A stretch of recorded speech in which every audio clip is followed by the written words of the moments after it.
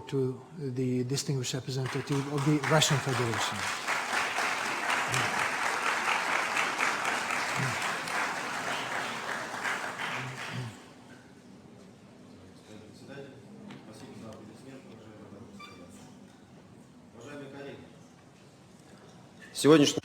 Distinguished colleagues, today's meeting is another attempt by our Western colleagues to impose their way of looking at the situation in Ukraine.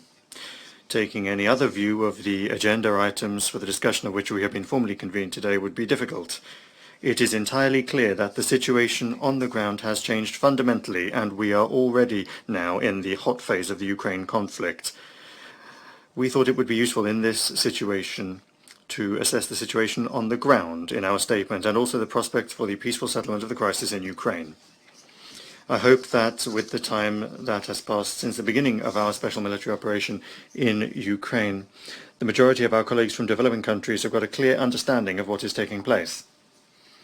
Because however much the Western backers of the Kiev regime may talk about the alleged unprovoked war of choice that Russia is waging in Ukraine, the facts indicate otherwise. It is clear that if the regime that came to power in 2014, a result of an anti-constitutional Western-sponsored coup d'etat, the Kiev regime had not declared war on everything Russian and not sent its forces to the east of the country against unarmed civilian cities, we would not be discussing the Ukrainian crisis here today. And Crimea and then Donbass and other Ukrainian territories would not have separated from Ukraine and joined Russia. For that, the Ukrainian authorities would only have needed to respect the rights of the Russian-speaking citizens of the country, which, even by the most modest and lowered Ukrainian estimates in 2014, amounted to more than 40%. Is demanding the right to speak in your own language, to expound your faith, and to honor the heroes that freed your land from fascists really anything unlawful? In other states, that is simply called democracy, inter-ethnic peace and respect for diversity.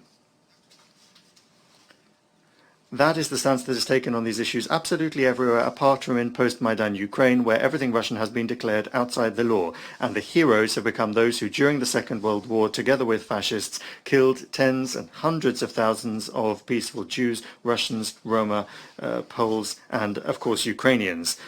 Of course, the Ukrainian minister who spoke before me is not going to say that, because finding a rational explanation for such policies that run counter to the interests of your people are extremely difficult, if not impossible. But that is only if you see Ukraine as an independent sovereign state that is defending its own interests and on the international arena and within the country.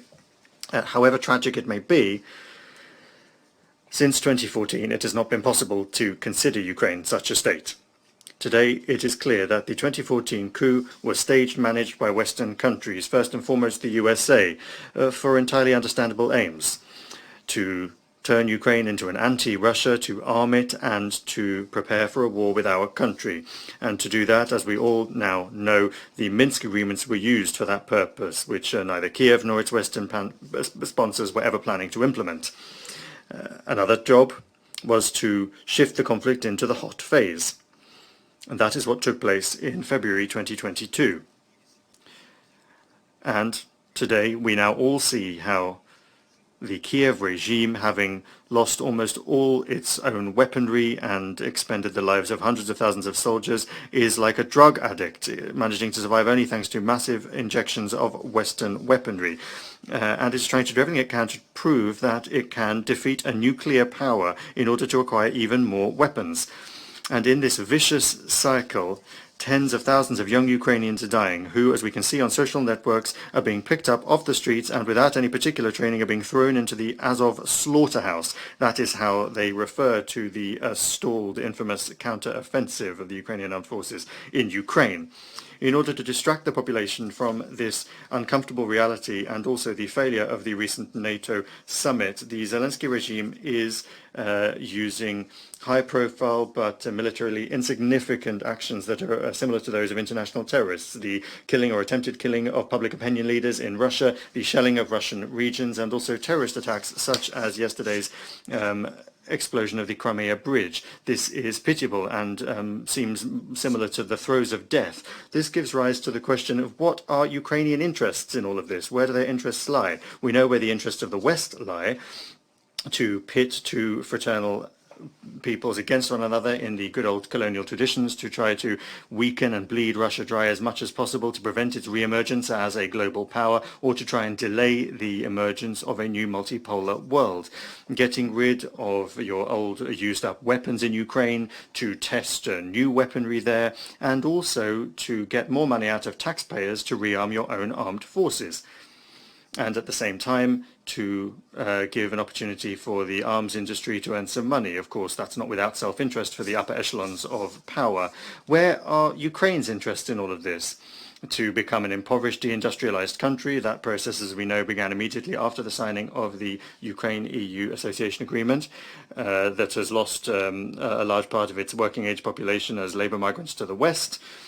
Or to poison the fertile soil with depleted uranium shells provided by the UK, or cluster munitions provided by the US, to raise an entire generation to hate everything foreign, to be blatant nationalists, or to honor Nazi criminals, to provide your citizens as guinea pigs for American biolaboratories in Ukraine, because this is the legacy that Zelensky will leave behind. Zelensky, who was elected by almost 3/4 of voters in 2019 thanks to slogans about protecting the Russian language and his efforts to peacefully resolve the problem in Donbass. That is to say, thanks to promises, none of which he has even attempted to keep. He will also leave behind him incredible corruption and rampant totalitarian dictatorship, where opposition and freedom of speech are prohibited, where dissenters or anyone suspected of sympathizing with Russia is thrown in jail or gaffer-taped to lampposts in the streets, where unprecedented hounding takes place of the canonical Orthodox Church with raids and seizures, arson of churches, arrests, and the punishment of clergy and parishioners. Is that where the national interests of Ukraine lie? I very much don't want to believe that, because we continue to see Ukrainians as brothers and sisters, and we are always prepared to live in good neighborly peace and harmony, as was the case before 2014. Several millions of Ukrainians voluntarily settled in Russia following the Maidan coup and the beginning of the hot phase of the Ukrainian crisis. Contrary to what you may hear from Western and Ukrainian propagandists, we never set ourselves the task of destroying Ukrainian identity, Russifying Ukraine. We were perfectly happy with it the way it was. But we cannot and will not make peace with glaring violations of the rights of the Russian-speaking population, which is contrary to the constitution of Ukraine, incidentally, as well as the whitewashing of Nazi accomplices and their glorification and the shelling of peaceful cities in Donbass. It was for their protection that, first and foremost, we began our special military operation in 2022, following after Ukraine and its Western backers once and for all rejected the Minsk agreements. We were always prepared to implement the aims of our special military operation through peaceful diplomatic means, but that was not in the interest of Washington, London and Brussels. That did not allow Ukraine to conclude the agreement that was initialed in March 2022, which stipulated inter alia security guarantees that suited the Ukrainian side without the country entering NATO. And ultimately, Ukraine was made to believe that with the help of weapons from the collective West, it would be able to defeat Russia, and that it was allegedly fighting for democratic values and freedoms, and so that there could be no way back. And in order to work on public opinion as necessary, they organized the abhorrent provocation in Bucha and began to circulate myths of alleged crimes committed by Russia. And those myths were only just a moment ago circulated again by the Minister of Foreign Affairs of Ukraine, who spoke before me. And of course we're going to hear more about that today, and the value of those assertions is worth less than the paper they're printed on. Because in contemporary Western society, it's not facts and truth that is important, but rather the way information is presented, even if it is a complete and total lie.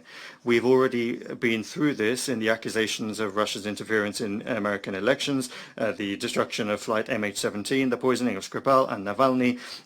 Western society has long been living in a post-truth world. The question is simply whether other states want to live in this world, or whether they will nevertheless insist on facts and evidence. That is a scenario that our Western opponents are very afraid of because they don't have facts and they don't have evidence. They only have lowly, blatant Russophobia and a desire to ban Russia and everything related to it, language, culture, sport. Distinguished colleagues from non-NATO and non-EU states, and not from their satellites, many of you come up to us and ask what needs to be done for peace in Ukraine and how can international mediators help in this. We're grateful to all of those who sincerely want peace in Ukraine and who sympathize over what's going on. If peace depended on ordinary Ukrainians rather than on the puppet regime in Kiev, there would have been peace long ago. However, Russia today is dealing first and foremost in Ukraine with Washington and its NATO allies that are waging a proxy war on Russia down to the last Ukrainian. And peace in Ukraine, for the time being, is not a part of their plans. Until they have rid themselves of their hopeless hopes to defeat Russia through Ukrainian hands on the battlefield, and they have started to understand this over the last couple of months. But for the time being, their creative thinking has still not been able to come up with anything other than the infamous Zelensky peace plan, which actually, of course, doesn't approach anything like a peace plan. And they still haven't managed to get rid of all of their old weaponry. So no one in the West is yet closing the screws around the Zelensky regime.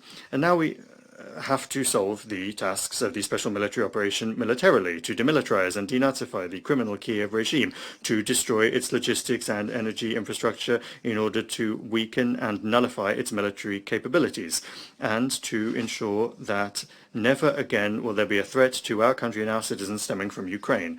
However, the more of you who are not afraid to tell the truth about the initial causes of the conflict in Ukraine and the fact that the West is not worrying about protecting Ukraine but about its own interests and about weakening Russia, the more chances there will be that the Ukraine crisis will end quickly. And that is how you can truly help peace today. I would like to hope that such realistic assessments from non-biased states will be heard during this meeting. Thank you for your attention.